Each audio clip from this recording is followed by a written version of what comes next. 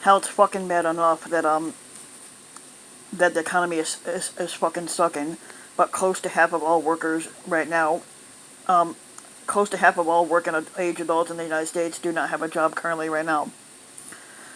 And that says if you pay close attention to the economy, and the news cycle lately has heard plenty about the unemployment crisis that it's been hitting the United States as the pandemic has sparked massive waves of layoffs and business closures. I said what's going to suck is that if any more businesses keep filing bankruptcy, then it's going to put a lot more workers out of business, and basically it's going to put a lot of workers out of a job. And I said, and right now it's going to suck even more. The unemployment rate currently sits about somewhere between 13.3%, but technically it's more higher than that. This is from the it says even though it's down from 14.7 that was posted in April. 2 million, even though 2.5 million jobs were added back to the American economy. However, the way the unemployment rate is determined now is convoluted that it hardly means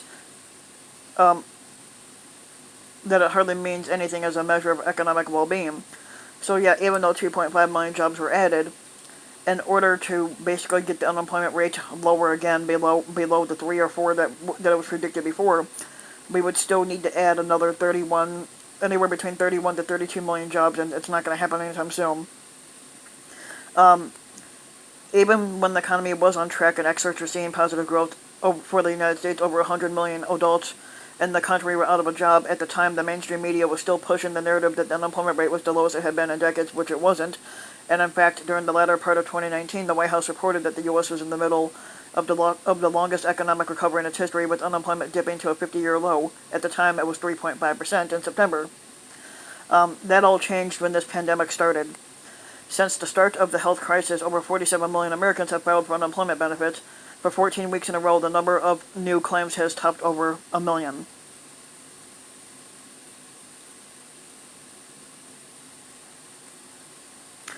And to understand how many people in the pandemic has really affected in terms of job security, the employment population ratio is far better measured than the much more the more commonly used unemployment rate. Wikipedia defines the employment population ratio as a statistical ratio that measures the proportion of the country's working age population that is employed. Over the past few months, the economy faced a sharp downturn. This ratio has changed dramatically. According to CNBC, this May, we saw an unemployment population ratio of 52.8%. That means that 47%, nearly half of all working age Americans, are unemployed at this time. As recently as January of this year, that figure was sitting at a relative rate of 61%, which is near the record high of 64% that was reached in 2000.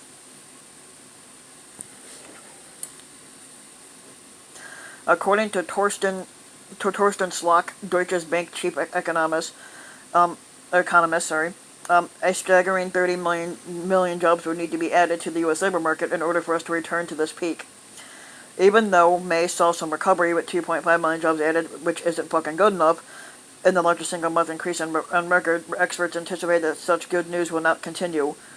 Economists surveyed by Dow Jones predict non-farm payroll to increase by 3.15 million in June, which would bring the unemployment rate down an additional 9% to 12.4. Still not good enough. However, new filings for unemployment benefits continue to come at a higher number than the analysts have anticipated. Furthermore, there are signs of further slowdown as reopenings fail to the reopenings fail to lead to the renewed economic activity as 45 had hoped, and instead it has caused dangerous waves of new cases to crop up. As a result, many states have reinstated what they call the partial lockdowns or slowed the process of reopening stores, restaurants, and other businesses. This means workers who were laid off temporarily will remain out of work, and some job losses may have become permanent as the economic stress of lockdowns continue to compound for already struggling businesses. Clearly, the recovery will not be straightforward as it first seemed. Now, also, the United States makes up 4% of the global population in itself, but we have 25% of the coronavirus cases. Now, also with the working class people, Now the people who are maybe that might be in their 50s or 60s and maybe possibly 40s have a hard time finding a job when they get laid off, because the companies like to have the younger workers, like people that graduated high school, people that graduated college. They prefer to hire those people because they need somewhat of a work experience to get hired in anywhere. And so, like for me, I'm in my 30s and I just got hired at Meyer 4 months ago, and I love the job. It's great. Even though it's not the best paying job, but it keeps me busy and it keeps me entertained when I have to work. Now, there are some people that might be getting laid off pretty soon from there, either because they're not doing their job right or they just don't do any work at all. Now, the older people that are, like I said, in their 40s, 50s, and 60s, they're gonna have a harder time trying to find another job, because nobody really wants to hire somebody who's in their 50s or 60s, because the companies want to go with somebody younger. So it makes it harder for a lot of the older people to get jobs and get back into the workforce. Now, even though one lady did come back to Meyer, and I said I felt kind of bad for her because she shouldn't be working at all, she should be retired. She's in her 80s, and she was forced back into work because whatever amount of money that she makes in her Social Security isn't enough to pay her bills. So she was forced to come back into work at 85 years old just so she could make a little extra money on the side to pay her bills and everything else. And it just feels kind of bad because who knows how much longer she's going to live. She's already in her 80s now. 85 years old, I said she should be retired, not working. And that's what I feel bad about. And then there's another person that's at my job that's pushing damn near 70 and they're still working. And that's because he says he can't afford to retire right now, because now, with the economy being shitty as it is, it's going to force a whole bunch of shit to go on. Now,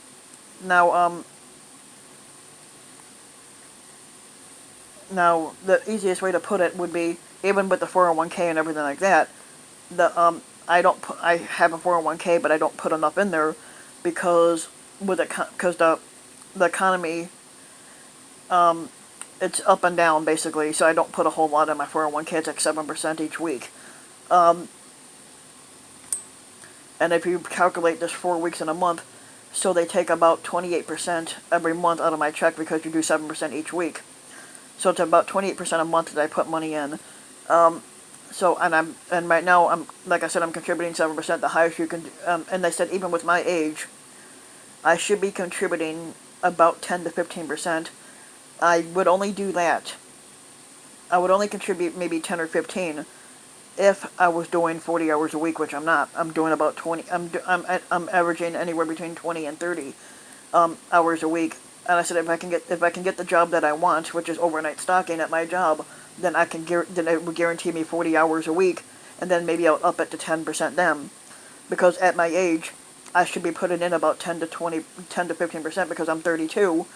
But the way that but still, the economy only factors in the 401k if your company has it. Also, with the economy being up and down as it is, I wouldn't trust to put anything more than 7% in, because if the economy tanks and it fucking fucks up, then you lose whatever money you have in there.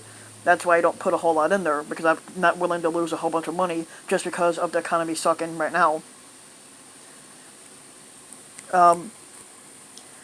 But still, this is just going to get worse, and is the Great Depression on its way? I mean, for a new one, I think so. It says one thing is obvious: the next Great Depression has arrived, and the speedy V-shaped recovery that so many optimists were holding out for is nowhere to be seen or found right now. The best we can do in the interim is to prepare for the difficult times ahead as we begin to see things happen that we have never seen before, and everything's about to get a whole bunch of fucking worse.